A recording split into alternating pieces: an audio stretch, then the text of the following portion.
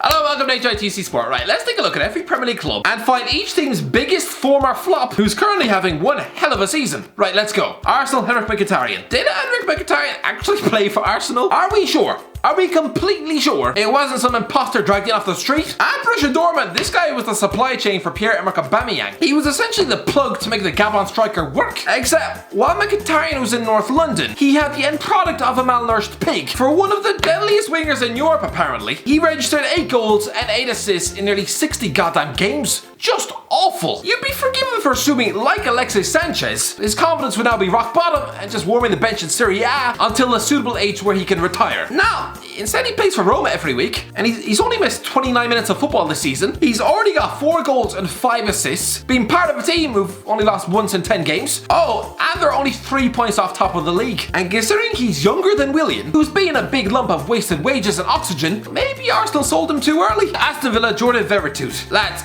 here's something that just doesn't make sense. 5 years ago, Aston Villa finished bottom of the league with 17 points and lost nearly 30 games that season. All while having a squad filled with Michael Richards, Jordan Amavi, Idrissa Gueye, Ashley Westwood, Jordan VERETOUT, Adama Traore, Carlos Gil, Jack Grealish and Jordan Ayew. Christ above, if there are any more people in that squad called Jordan, you'd probably be picking Katie Price at left back. Christ above, most competent footballing managers with a working brain would get that bunch of talent into mid-table at the very least. So was Remy Gard born with a mashed potato lodged in his skull? VERETOUT was written off as a French midfield flop and shipped off to Italy. But like Mkhitaryan, he's on fire at Roma. In 9 games, he has 4 goals and 2 assists. He banged in a couple in a 2-2 draw at home to Juventus. And yeah, he's playing in midfield going for the title. Not a bad way to turn around your career. Brighton Tim Krul. Was Tim Krul really a Brighton flop? He never played. Yes, actually, because this is a supposed Dutch international goalie who spent a season rooted to the Brighton bench. That was a worrying sign. It's like finding out your cousin is sleeping in a train station and paying people to hug him in the street. No, come on lad, turn your life around. But no, Krul has since got his career back on track. Sure, he's playing in a recently relegated Norwich team, but they're third in the championship. He's only conceded 8 goals in 11 league games. He hasn't let in more than 1 goal in a match since the middle of September. Yeah, he's doing pretty well. Burnley, Patrick Bamford.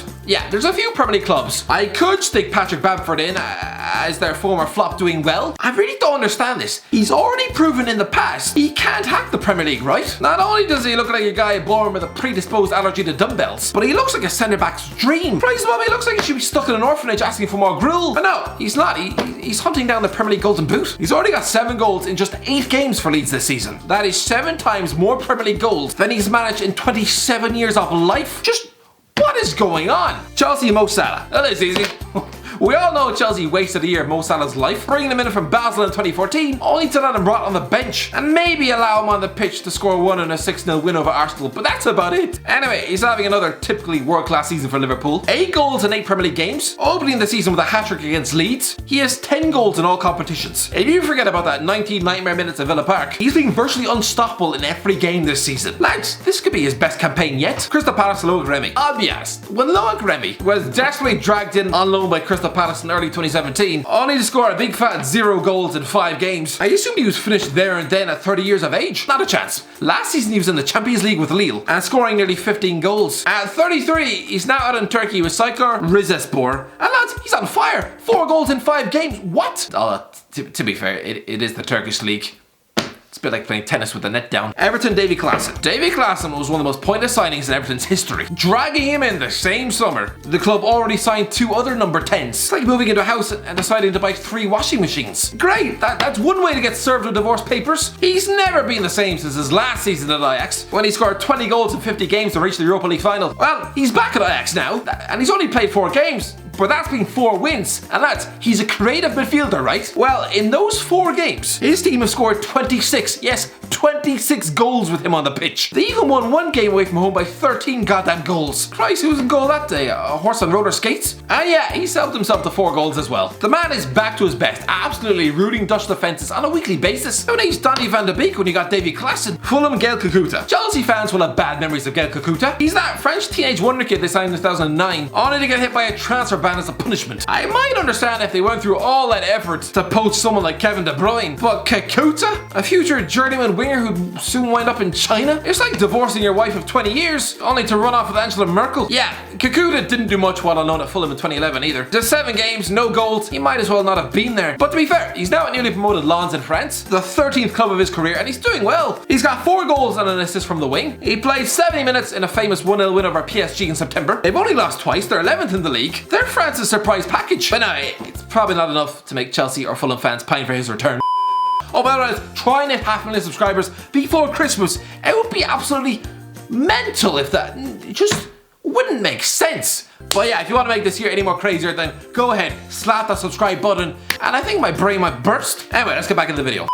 Leeds Kasper Schmeichel. No, Kasper Schmeichel wasn't an out-and-out flop at Leeds United 10 years ago, but he certainly wasn't a success. He was given just 1 season at Ellen Road, and according to him, was made to feel unwelcome by pretty much everyone associated with the club, and especially by the fans. As the last thing they wanted to see stuck between their goalposts was something that was shot out of a Manchester United club legend's ball bag. Right, well, he's been in typically brilliant form for Leicester this season. 5 clean sheets, including 2 in Europe, top of the Premier League. No keeper in the league has conceded fewer goals than him. What more do you want? The guy is genuinely world class. Leicester, ANDREJ, KRAMARIC. Like Guk and Inler, ANDREJ KRAMARIC was one of those talented players, but unlucky to wind up at Leicester during the best year of their existence. Arriving from Croatia and being tasked with trying to break into this Leicester team at Christmas when they were already such a tight-knit unit, it's a bit like switching schools after Christmas or turning up to a birthday party that no one invited you to. It's gonna take a while to fit in, or in the latter case, you'll probably be asked to leave. He never did much at Leicester, but he's exploded with nearly 80 goals in Germany. And yeah, he has 8 goals in 4 games for Hoffenheim this season. But I saw he scored 2 in a 4-1 battering of Bayern Munich to stick Hoffenheim top of the league. But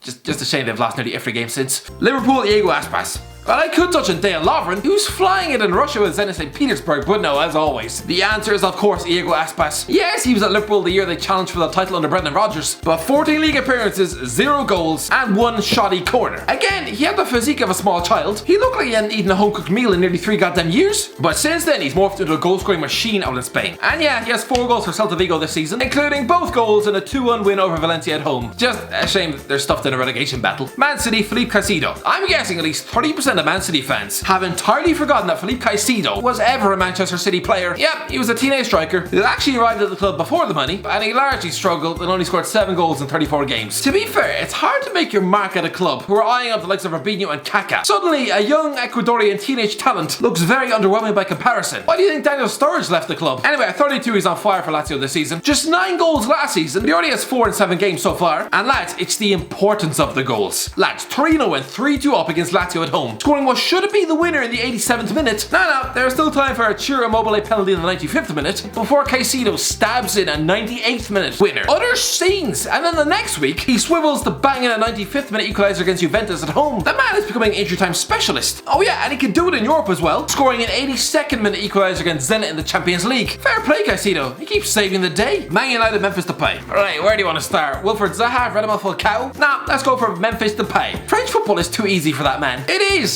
He could have sulked over that failed move to Barcelona in the summer, but no, instead he scores a hat-trick on the opening day of the season against Dijon. In 10 matches this season he has 5 goals and 3 assists for Lyon, which is basically contributing towards a goal every 84 minutes. Not bad at all. Newcastle, Mikel Merino. Okay, I could touch on Florian Thauvin, but no, too easy. Instead, Newcastle fans are probably banging their head against a wall over how well Mikel Merino is doing. Probably the same feeling any of Lewis Capaldi's girlfriends who dumped him might be feeling right now after seeing his goddamn bank account. Merino played less than 25 games for Newcastle, but he was still a Rafa Benitez favourite. You know, the guy who discovered Xabi Alonso. But no, the club thought they knew better and cashed in for €12 million in July 2018. Yeah.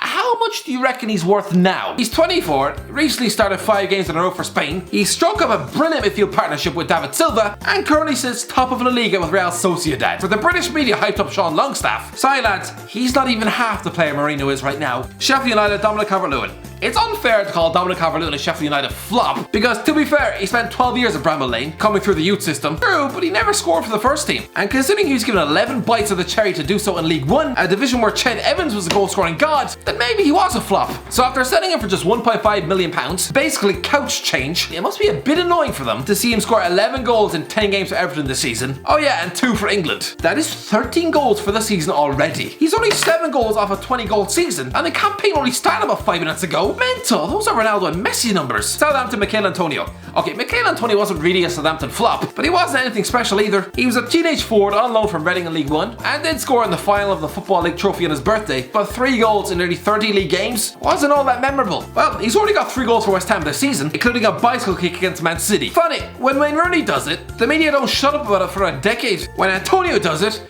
everyone forgets within 6 hours. Tottenham VLAD CHIRICHES. I struggle to find a Tottenham flop currently doing well, but let's go for that expensive dud VLAD CHIRICHES, who hasn't really done much since that In-Betweeners movie, but he's having one hell of a season. At 31, he's playing every week under Roberto De Zerbi, the new poster boy for footballing hipsters worldwide. Sassuolo are the surprise package in Europe, unbeaten all season and second in Serie A. West Brom, Wes Hoolahan. And Wes Hoolahan is not finished. I remember seeing him play a Champions League qualifier 15 years ago. Well, he's still going strong at 38. He never did much for West Brom 2 years ago, but he's doing alright at Cambridge in League 2. He's recovered from that shocking injury out in Australia to start 8 games this season, including an EFL Cup game, where his tired old legs played 78 minutes in a 1-0 win at Birmingham City. He scored 2 in a 5-0 win at Morecambe, set up 2 at home in a win over Newport County, and grabbed another assist against Salford City in front of the class of 92. Lads, I don't care that he's pushing 40. Get him back in the Irish team. West Ham, Andrej Ayew. Yeah, Andrej Ayew was a £20 million waste of time at West Ham, but he's doing well at Swansea this season. He's played every minute of all 12 games this season. He scored 5 goals, grabbed 1 assist. It's pretty good. Wolves, Jesus Vallejo. Yeah,